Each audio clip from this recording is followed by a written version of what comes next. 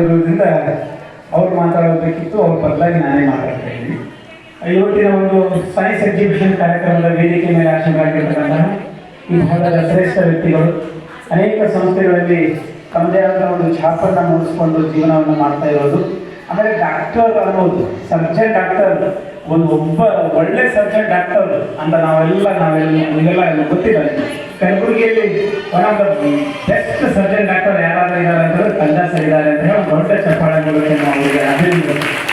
ಇಂಥ ಒಂದು ಅವಕಾಶ ಶುಕ್ಲಾ ಶಾಲೆಯಲ್ಲಿ ಏರ್ಪಾಡು ಮಾಡಿಕೊಟ್ಟಿದ್ದಕ್ಕೆ ಈ ಶಾಲೆಯ ಅಧ್ಯಕ್ಷರಿಗೆ ಕೂಡ ಒಂದು ದೊಡ್ಡ ಚಪ್ಪಾಳೆ ಮೂಲಕ ನಾವು ಅಭಿನಂದನೆಯನ್ನು ಸಲ್ಲಿಸಿದ್ದಾರೆ. ಬಹುಶಃ ಒಂದು 3-4 ಅಂಶಗಳನ್ನು ಮಾತಾಡಿ ನಾನು ನನ್ನ ಮಾತುಗಳಿಗೆ ವಿರಾಮ ನೀಡ್ತೇನೆ.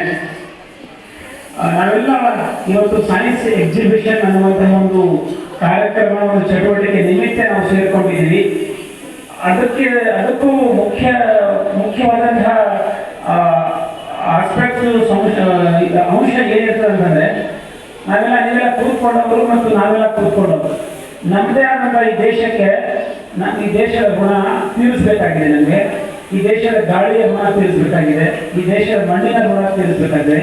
ಈ ಋಣವನ್ನು ತೀರಿಸಲಿಕ್ಕೆ ನಾವೆಲ್ಲ ಬಂದು ಕೂತ್ಕೊಂಡಿದ್ದೀವಿ ಅಂತ ಹೇಳಿ ನನಗೆ ಹೇಳಲಿಕ್ಕೆ ಬಹಳ ಹೆಮ್ಮೆ ಅನಿಸುತ್ತೆ. ತಾವೆಲ್ಲ ಬಂದಿದ್ದಕ್ಕೆ ತಮ್ಮೆಲ್ಲರಿಗೂ ಕೂಡ ಒಂದು ಚಪ್ಪಾಳೆ ಮೂಲಕ ಅಭಿನಂದನೆಯನ್ನು ಸಲ್ಲಿಸ್ತಾ ಇದ್ದೀನಿ. ನನಗೆ ಫಸ್ಟಿಗೆ ನಾನು ಗಮನಿಸಿದೆ ಅಂತಂದರೆ ಚಪ್ಪಾಳೆ ಕಾರ್ಯಕ್ರಮ ಸ್ಟಾರ್ಟ್ ಆಗಿದ ತಕ್ಷಣವೇ ಚಪ್ಪಾಳೆ ಶುರುವಾಯಿತು. ನಾನು 510 ಶಾಲೆಗಳಿಗೆ ಹೋಗ್ತಾ ಇದ್ದೇನೆ. ಕಾರ್ಯಕ್ರಮ ಪ್ರಾರಂಭ ಆದ ತಕ್ಷಣ ಚಪ್ಪಾಳೆ ಎಲ್ಲಾದ್ರೂ ಬಂದಿದೆ ಅಂದರೆ ನಾವು ಶುಕ್ಲಾ ಶಾಲೆಯಲ್ಲಿ ಚಪ್ಪಾಳೆ ಬಂದಿದೆ. ಯಾಕೆ ಈ ಚಪ್ಪಾಳೆ ಬಗ್ಗೆ ನಾನು ಮಾತಾಡ್ತಾ ಇದ್ದೀನಿ ಅಂತಂದರೆ, ಶಾಲೆಗಳಲ್ಲಿ ಪೇರೆಂಟ್ಸ್ ಬಂದು ಕೂತ್ಕೊಂಡಾಗ ಮೊಬೈಲಲ್ಲಿ ಬಿಸಿ ಆಗಿರ್ತಾರೆ. ನಾವು ಎಷ್ಟೇ ಚೆನ್ನಾಗಿ ಮಾತಾಡಿದ್ರು ಕೂಡ ಚಪ್ಪಾಳೆನೇ ಬರೋದಿಲ್ಲ. ಯಾಕೆ ಚಪ್ಪಾಳೆ ಬರ್ತಾ ಇಲ್ಲ ಅಂತ ಹೇಳಿ ಸಂಶೋಧನೆ ಮಾಡಕ್ಕೆ ಹೋದಾಗ ಅವ್ರು 2 ಕೈಗಳಲ್ಲಿ ಮೊಬೈಲ್ ಇರ್ತಾರೆ. ಒಂದು ಮೊಬೈಲಲ್ಲ 2 ಮೊಬೈಲ್ಗಳು, ಚಪ್ಪಾಳೆ ಎಲ್ಲಿ ಬರ್ತದೆ.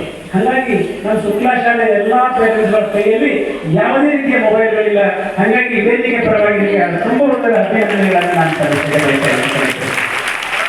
ಈ ಗ್ರ್ಯಾಟಿಟ್ಯೂಡ್ ಕಾಂಟ್ರಿಬ್ಯೂಷನ್ ಅನ್ನುವಂಥ ಅಂಶ ಬಂದಾಗ ನಾವು ಶುಕ್ಲಾ ಶಾಲೆಗೆ ನಾವೆಲ್ಲ ಋಣಿಯನ್ನು ಆಗಬೇಕಾಗ್ತದೆ.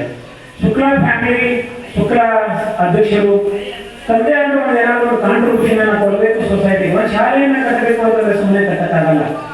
ನಾವೇನು ಕೂತ್ಕೊಳ್ಳೋರು ಶಾಲೆಯನ್ನು ನಡೆಸಬೇಕು ಅಂದರೆ ಆಗಂಗಿಲ್ಲ. ನಾನು ಎಜುಕೇಷನ್ ಆಫೀಸರ್ ಇದ್ದೀನಿ, ಶಾಲೆಯನ್ನು ಅನುಮತಿ ಕೊಡೋರು ನಾವೇ ಇರ್ತೀವಿ.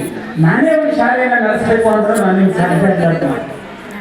ಇಂಥ ಒಂದು ಸಂದರ್ಭದಲ್ಲಿ ಅನೇಕ ಹರ್ಡಲ್ಸ್ಗಳು. 1ರಿಂದ 5ನೇ ತರಗತಿ ಶಾಲೆ ಇತ್ತು, ಮುಂದೆ 6ರಿಂದ 8ನೇ ಈ ಶಾಲೆ ಅನುಮತಿ ತಗೋಬೇಕು ಅಂತಂದರೆ ನಮ್ಮ ಶುಕ್ಲಾ ಸರ್ ಅವರು ಈ ಪೇರೆಂಟ್ಸ್, ಈ ಭಾಗದ ಜನರಿಗೆ, ಈ ಭಾಗದ ಮಕ್ಕಳಿಗೆ ಒಂದು ಗುಣಮಟ್ಟದ ಶಿಕ್ಷಣವನ್ನು ಕೊಡಬೇಕಂತ ಹೇಳಿ ಇಲಾಖೆ ಜೊತೆ ಬಹಳಷ್ಟು ಹರಸಾಹಸವನ್ನು ಮಾಡಿ 6ರಿಂದ 8ನೇ ಅನುಮತಿಯನ್ನು ತಗೊಂಡು ನಮ್ಮ ಎಲ್ಲ ಮಕ್ಕಳಿಗೆ 6 to 8 ಎಜುಕೇಶನ್ ಅನ್ನು ಕೊಡ್ತಾ ಇದ್ದಾರೆ. ಮುಂದೆ ಬರುವಂಥ ದಿನಗಳಲ್ಲಿ 9, 10, ಮುಂದೆ ಬರುವಂಥ ದಿನಗಳಲ್ಲಿ 11, 12ಕ್ಕೆ ಕೂಡ ಅವಕಾಶವನ್ನು ಅವರು ಮಾಡಿಕೊಡ್ತಾ ಇದ್ದಾರೆ. ಯಾಕೆ ಇಂಥ ಸಂಸ್ಥೆಗಳು ಬೇಕು ಅನ್ನೋದನ್ನು ನಾವು ಮಾತಾಡ್ತಾ ಹೋದರೆ, ದಕ್ಷಿಣ ಆಫ್ರಿಕಾದಲ್ಲಿ ಒಂದು ಯೂನಿವರ್ಸಿಟಿ ಇದೆ.